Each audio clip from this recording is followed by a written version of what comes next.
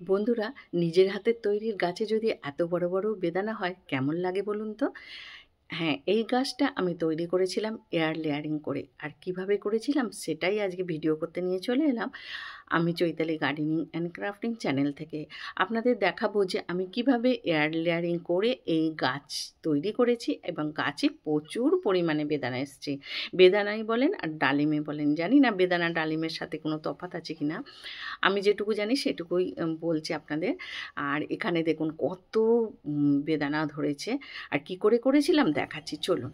আমার এখানে একটা গাছ আছে, এই গাছটা আমি একটা ডালে করব। ডালটা আমি কিন্তু পেন্সিলের মতো একটু বেছে নিয়েছি, খুব একটা মোটা নিইনি, আপনারা কিন্তু মোটাও নিতে পারেন। আমি এই ডালটাতে এয়ার লেয়ারিং করব, আর কীভাবে করব সেটা দেখাচ্ছি।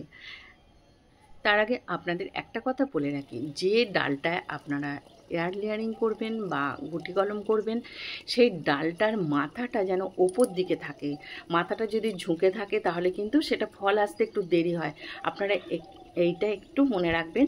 আর যে গাছের ডালটা একেবারে ওপর দিকে মাথা করে আছে সেই ডালটায় যদি করেন খুব তাড়াতাড়ি ফল আসবে। এটা আমি নিজে পরীক্ষা করে পেয়েছি, মানে নিজে এটা আমি সাকসেস পেয়েছি বলে আপনাদের সাথে শেয়ার করলাম। আর দেখুন এখানে ডালটা নিয়েছি, 1 বছরের মধ্যে কিন্তু এটা ফল এসে যাবে। এখানে আমি এই গায়ের যে উপরে একটা স্তর ছিল সেটাকে আমি একেবারে চেঁচে ফেলে দিয়েছি। এখন এরকম একটা প্লাস্টিকের গ্লাস নিয়ে নিয়েছি, তার নিচের দিকটা আমি ক্রস করে কেটে নিয়েছি। কেটে নিয়ে এর মধ্যে দিয়ে এই ডালটাকে ভরে দিচ্ছি। আর ডালটাকে ভরে দিলে এই ডাল কিন্তু খুব একটা প্রবলেম হবে না, কারণ এটা খুব হার্ডি ডালগুলো। আর তাছাড়া 2-1টা যদি পাতা ছিঁড়ে যায় এতে কিন্তু কোনো অসুবিধা হবে না। আমি এইভাবে গলিয়ে নিচ্ছি, নিয়ে আমি এটাকে তৈরি করব। অনেক সময় গ্লাসটাকে কেটেও করা যায়, কিন্তু আমি কেটে করি না, আমি এইভাবে করে নিই। দেখুন এইভাবে আমি করে নিলাম। এখন আমি এখানে যে মিডিয়াটা ব্যবহার করব সেটা আপনাদের দেখাচ্ছি। আমি যেটা করেছিলাম সেটা দেখাচ্ছি। আমি কাঠের গুঁড়ো নিয়েছি আর এখানে ভার্মি কম্পোস্ট একটু নিয়ে মিশিয়ে নিলাম। এর পরিবর্তে আপনারা কিন্তু মাটি, একটু গোবর সার দিতে পারেন, বা এখানে কোকোপিট বা তার সাথে একটু ভার্মি কম্পোস্ট মিশিয়ে নিতে পারেন, বা গোবর সার মিশিয়ে নিতে পারেন। আমি এটা জল দিয়ে মেখে নিলাম, মেখে নিয়ে এখন এইটাতে টিপে টিপে এটাতে ভরাট করে দেব।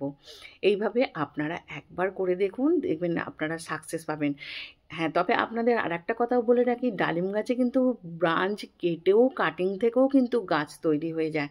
সেই ভিডিও আপনাদের কাছে আমি পরে নিয়ে এসে দেখাবো। আর দেখুন এখানে আমি এটাকে একেবারে চেপে চেপে দিয়ে দিলাম, লোড করে দিলাম। দেবার পর এখন আমি এরকম একটা প্লাস্টিক দিয়ে এটাকে বেঁধে দিচ্ছি।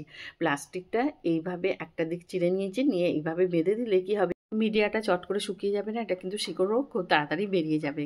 এইভাবে আপনারাও একবার করে দেখুন, খুব ভালো রেজাল্ট পাবেন। আর এই গাছে 1 বছরের মধ্যেই ফলন আসবে।